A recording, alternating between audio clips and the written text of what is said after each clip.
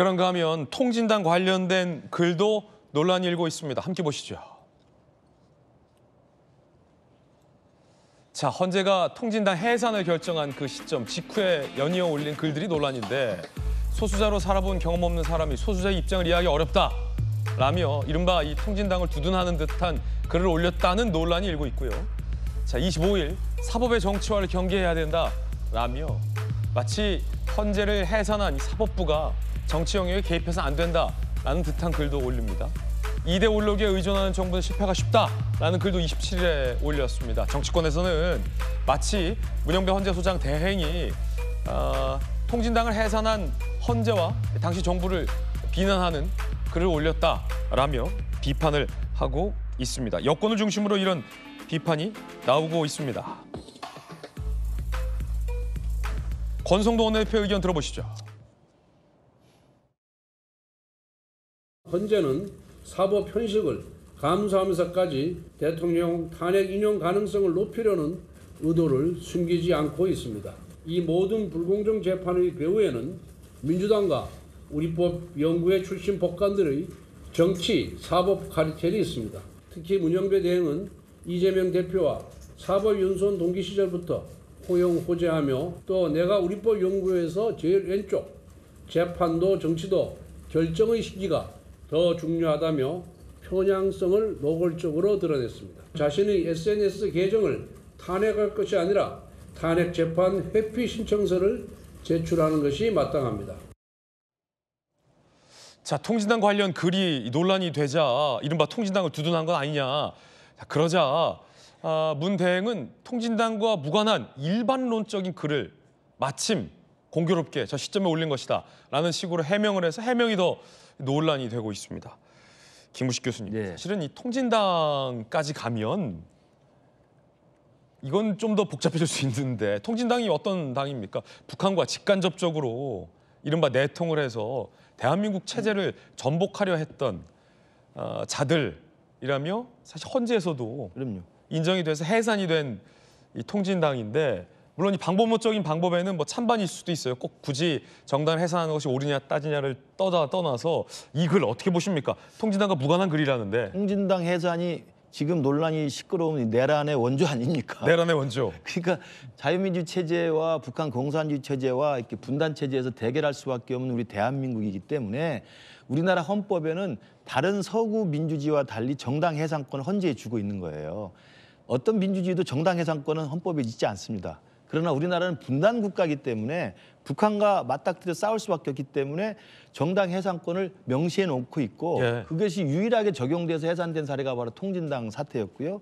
그때 통진당이 이석기 의원을 비롯해가지고 조직적으로 북한과 통모해서 내란을 시도하고 음모했기 때문에 통진당 해산 절차가 진행이 된 겁니다.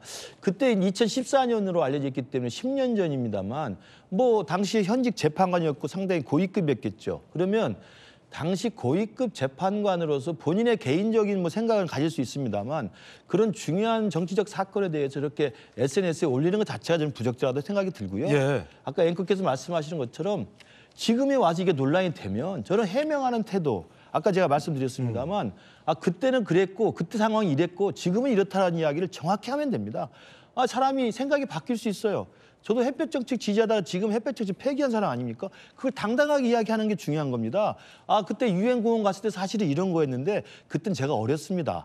헌법재판관이 된 다음엔 절대 그렇지 않습니다라고 설명을 하면 되는 것인데 그게 북한군이었다고 해명하는 것 자체가 너무 쪼잔한 거예요. 누가 봐도 문맥상 북한군이라고 지칭할 수가 없잖아요.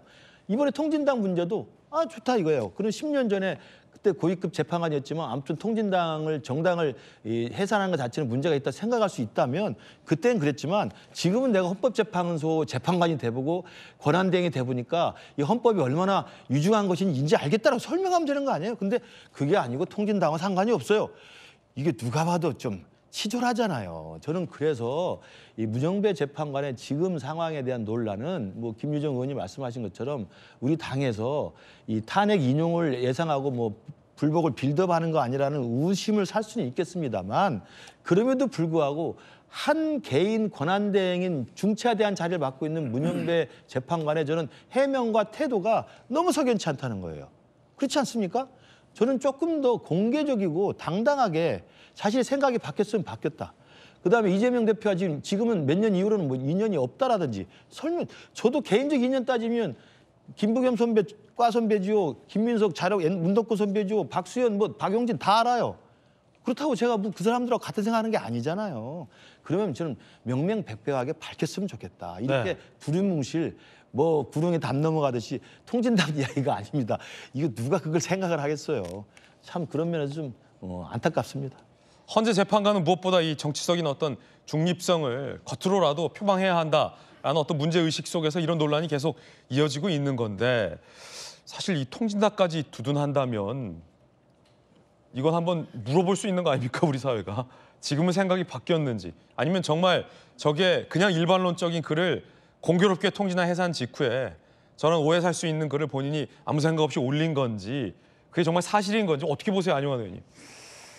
이제 통진당까지 간 건 많이 나간 것이죠. 그런데 이제 지금 뭐 자막이 나옵니다만은 저를 보면은 엉호한 것처럼 보일 수가 있어요. 그래서 이제 본인이 지금 이 순간에 그 태도 굉장히 중요하다고 봅니다. 그런데 이제 어찌됐든 참 SNS를 좋아하시네요.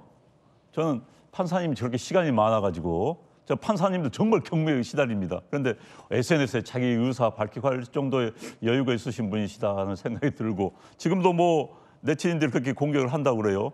또 이제 지금 본인이 문제가 되니까 또 삭제하고 또 글을 올리고 하는 걸 보면서 탄핵 관련 서류가 엄청나게 많을 텐데 그거 읽은 시간은 대체 어디다 두고 이런 SNS 속된 SNS를 하고 있는 건이란 비판이 있어요 지금. 예. 네. 물론 뭐 비판이 옳다 그러다는 떠나서 지금 논란의 중심에 있다는 건 분명합니다. 저는 사실 헌재 재판관이 논란의 중심에 있다는 것 자체가 본인이 책임을 져야 되는 거예요. 그건 우리가 뭐 저 사람을 공격하는 게 문제 있다 빌미를 준 것마저도 잘못된 겁니다.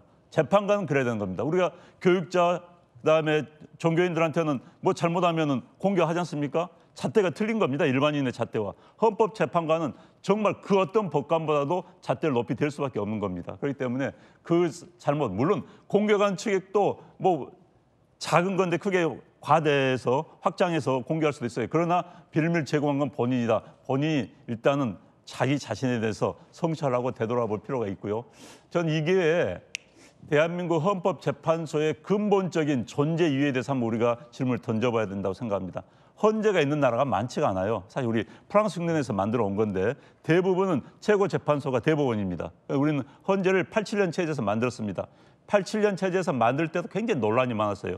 헌재가 굳이 필요한 것인가에 대해서 그 당시 대법원에서는 강력히 반대하는 로비도 하고 그랬었습니다. 그러나 어찌됐든 대법원을 믿을 수 없다는 차원에서 헌재를 만들었는데 그 헌재 재판관들 또 나눠먹게 한 겁니다. 이때부터 이게 이제 문제가 생긴 겁니다. 지금도 헌재 재판관은 333으로 나눠먹지 않습니까? 그런데 재판관을 나눠먹다 보니까 임명권자에 따라서 자기 취향에 맞는 사람을 넣는 겁니다. 그리고 헌재 재판관님들한테 정말 죄송한 이야기지만 대법관으로 만들 수 없는 분들을 헌재 재판관 밀어넣는 경우가 굉장히 많았어요. 솔직히. 그렇기 때문에 지금 헌재 재판관은 저는 그런 임명 방식, 지금 국회 합의라는 것을요. 국회에서 3분의 2의 추천을 받아서 그러니까 국회에서 압도적인 다수의 추천을 받는 사람을 하는 게 맞다고 봅니다. 그래서 합의를 위해서인데 합의도 현재는 여야 너 하나 나 하나 나눠먹기 그게 아니라 여야 개원들이 객관적으로 3분의 2 동의를 받은 그나마 중립적이고 공정할 수 있는 사람을 임명하는 게 맞다고 봐요. 현재식으로 나눠먹게 하면 이 논란이 계속 불거집니다. 제가 거듭 이 방송에 나와 말하지만 자 다음 대통령 임명 누군가 선거에 되죠. 반대 쪽에서 한 달 내에 탄핵하자고 나올 겁니다.